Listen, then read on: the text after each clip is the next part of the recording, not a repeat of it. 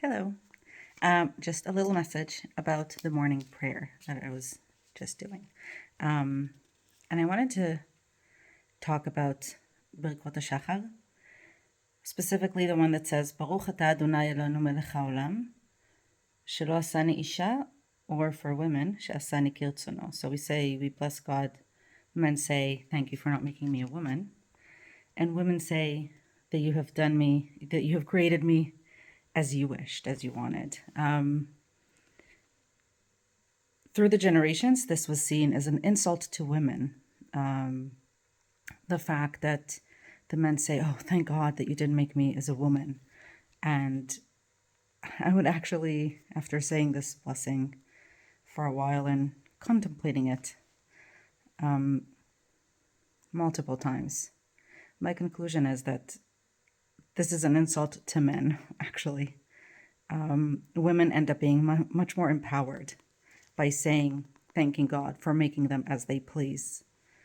Mentally, when you thank God for not making you a woman, you end up starting your day with a mentality of anti.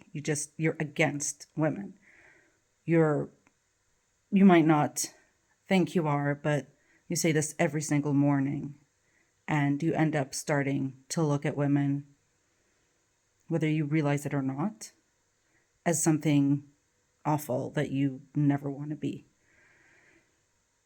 And while it might sound like it's demeaning to women, what it ends up doing is cutting men off the ability to fully accept who they are, because every man has feminine sides to him, which trying to access them would make you seem more feminine, more woman-like, and you're blessing every morning, thank God I'm not a woman. You cut yourself off from being able to access those parts of you that are feminine. So it's a horrific situation psychologically, in my opinion, to pray that prayer every single morning. Women, on the other hand, get the chance to say, thank you, God, for making me who I am. And it doesn't matter what type of woman I am. It doesn't matter what I have in my life. It doesn't matter what comes, what goes, what's up, what's down. It doesn't matter. None of it matter. What thoughts, what body. It doesn't matter. Thank you for making me who I am, as you wished. But men don't get the ability to enjoy accepting themselves for who they are in completion.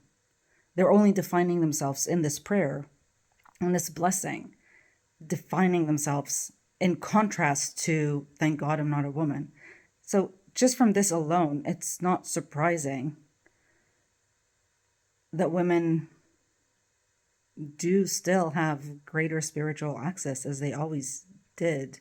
If men, and I'm not a man, so obviously I can't comment on that part, but from what I'm getting from this, if men need to define what they are based on what they're not, then you're cutting yourself off from who you could become and who you really are, because you're not allowing yourself to explore all the edges of who you are.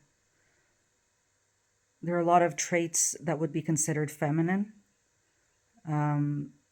traits of care and offering love and acceptance, or certain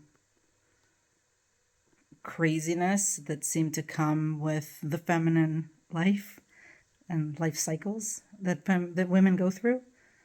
But men also have these cycles, very differently and very more subtly, perhaps more unnoticed and more spread out throughout the year. But men go through their own version of cycles throughout the year, throughout life. And for all the men out there saying this prayer every day, I would try switching it with She'asani kirtzono. Thank you, God, for making me as I am. Try that for a week, for a month, for half a year. See if that shifts anything in your mind, because you can never be fully self-accepting of who you are and how God made you if every single day you're blessing God for not for being a man. Because you could say, thank you for making me a man, which is fine. But you're defining yourself against something for the sake of humanity. Stop.